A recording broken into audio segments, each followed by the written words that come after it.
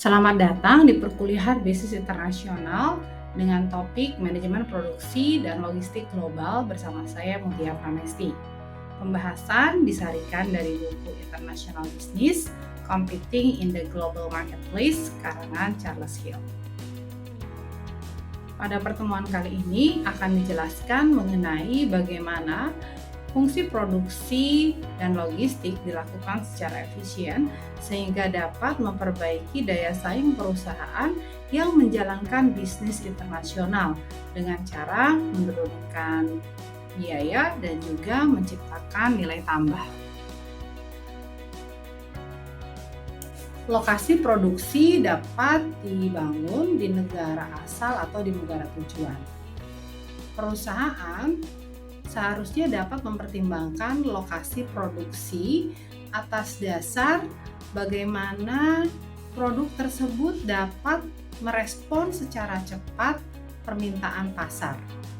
Oleh karena itu, perusahaan perlu mempertimbangkan faktor negara dan faktor teknologi serta faktor produk untuk dapat membangun fasilitas untuk memproduksikan barang dan jasanya.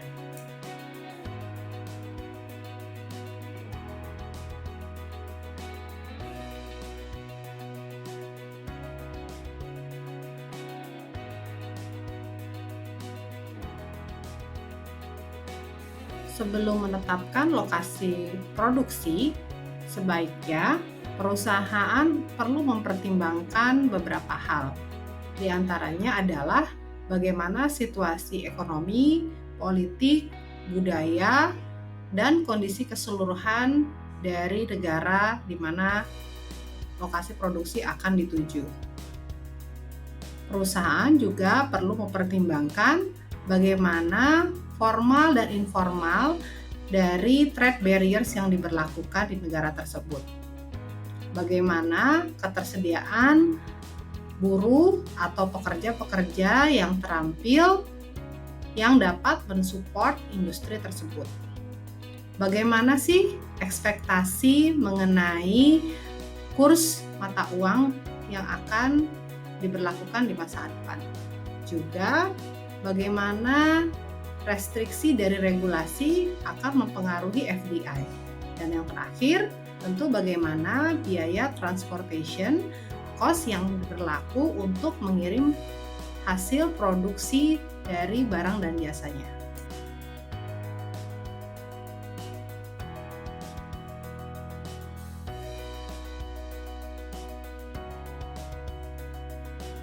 Selain itu, perusahaan juga perlu mempertimbangkan aspek teknologi. Sebenarnya, flexible manufacturing menjadi lebih menguntungkan untuk diterapkan karena dapat mengurangi setup time akibat kompleksitas dari peralatan yang dipergunakan. Selain itu, dapat meningkatkan utilisasi dari mesin-mesin yang dipergunakan, meningkatkan kualitas, dan juga dapat memungkinkan terproduksinya produk dengan variasi yang berbeda-beda. Jangan lupa, perusahaan juga perlu mempertimbangkan karakteristik dari produk. Produk dengan value to weight ratio yang tinggi sebaiknya diproduksikan di satu lokasi saja dan diekspor ke berbagai negara di dunia. Sementara ketika value to ratio-nya rendah, akan lebih baik perusahaan untuk membangun fasilitas produksi di lebih dari satu negara. Selain itu, karakteristik dari universalnya sebuah produk. Jika sebuah produk itu bersifat universal need, maka sebaiknya perusahaan dapat membangunnya di satu tempat saja dan tidak terlalu mempertimbangkan mengenai local responsiveness. Maka fasilitas manufacturing untuk produksi dapat tersentral dalam satu lokasi saja. Berikut ini adalah bagaimana penjelasan mengenai hubungan antara lokasi, strategi, dan pembangunan fasilitas produksi. Terdapat dua pilihan bagi perusahaan untuk memilih untuk membangun di satu lokasi saja atau memproduksikannya di berbagai negara atau lebih dari satu negara. Karakteristiknya dapat dilihat dari faktor negara dan dari faktor teknologi. Sebaliknya, perusahaan dapat membangun fasilitas produksi di berbagai lokasi dengan pertimbangan terdapatnya fleksibilitas teknologi manufaktur yang belum tercapai.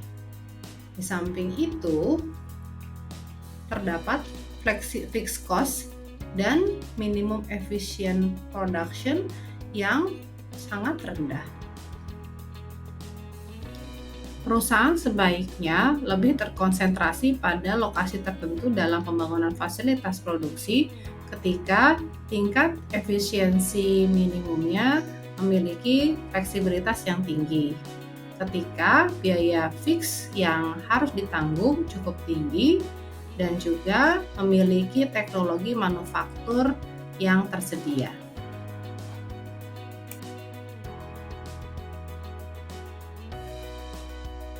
Isu sentral selanjutnya adalah bagaimana peran strategis dari pembukaan pabrik manufaktur di luar negeri.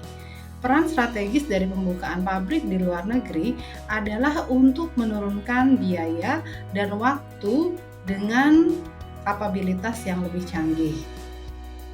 Perbaikan fasilitas produksi juga dapat merespon pasar lokal dan memperkuat faktor produksi yang diperlukan. Pemilihan lokasi di luar negeri juga sering digunakan untuk dapat mendukung pengembangan strategi transnasional, lalu dapat meningkatkan proses pembelajaran global dari pasar di luar negeri atau faktor lain yang mungkin sangat praktis seperti upah yang rendah sehingga dapat menekan biaya variabel dari proses produksi. Pertanyaan berikutnya adalah, apakah sebaiknya perusahaan membeli atau memproduksi komponen produk sendiri atau dikenal dengan keputusan make or buy? Mari kita simak. Keputusan untuk membuat sendiri komponen produk dapat dilakukan melalui strategi integrasi vertikal. Strategi ini memiliki keunggulan dari aspek biaya yang efisien, adanya investasi pada fasilitas produk sehingga meningkatkan spesialisasi bisnis, melindungi teknologi dari pencurian dari kompetitor, juga memudahkan penyesuaian atas jadwal proses produksi yang berlangsung sejak perencanaan sampai dengan dihasilkannya produk final. Berikutnya, perusahaan juga dapat memilih untuk membeli komponen produknya.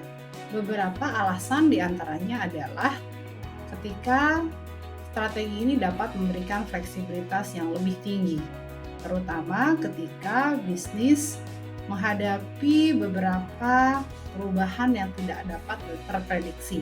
Misalnya perubahan nilai tukar yang cepat atau kebijakan trade barriers yang mungkin berubah. Selanjutnya, dapat mereduksi struktur biaya perusahaan karena tidak perlu melakukan investasi untuk membuka fasilitas produksi di negara tujuan. Dan juga, strategi ini berpotensi untuk mendapatkan pasar dari negara asal supplier berada.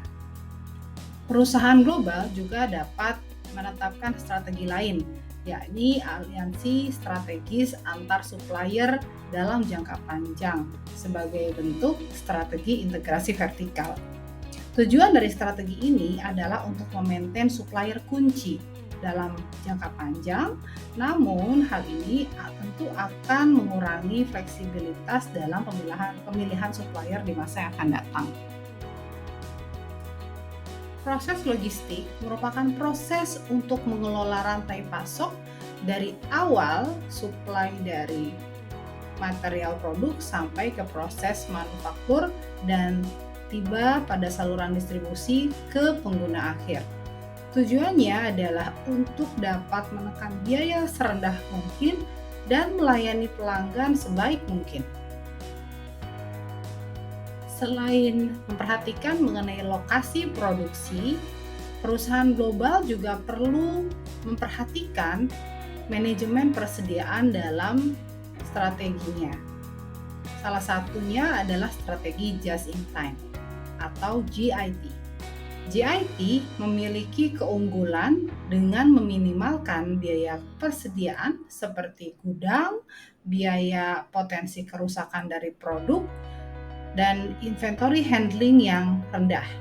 Namun demikian, perusahaan perlu mengantisipasi adanya permintaan yang tidak terpenuhi karena memang tidak ada stok yang dialokasikan dalam strategi ini.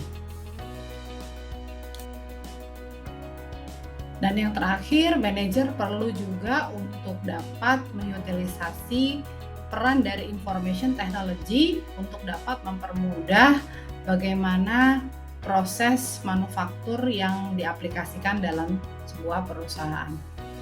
Beberapa aplikasi yang dapat digunakan diantaranya adalah web-based information system dengan menggunakan perangkat internet dalam manage atau mengelola material management. Hal ini dapat mengoptimalkan penjadwalan produksi berdasarkan kapan komponen itu sebaiknya untuk datang saat dibutuhkan. Selain itu juga dapat dipergunakan juga teknik elektronik data interchange sehingga dapat diperoleh bagaimana tracking dari input material sampai dengan proses ke produk final. Demikianlah beberapa aspek yang perlu diperhatikan oleh perusahaan global untuk mengelola manajemen produksi secara global. Semoga bermanfaat dan mendapatkan pemahaman yang lebih baik. Terima kasih, sampai jumpa di pembelajaran berikutnya. Assalamualaikum warahmatullahi wabarakatuh.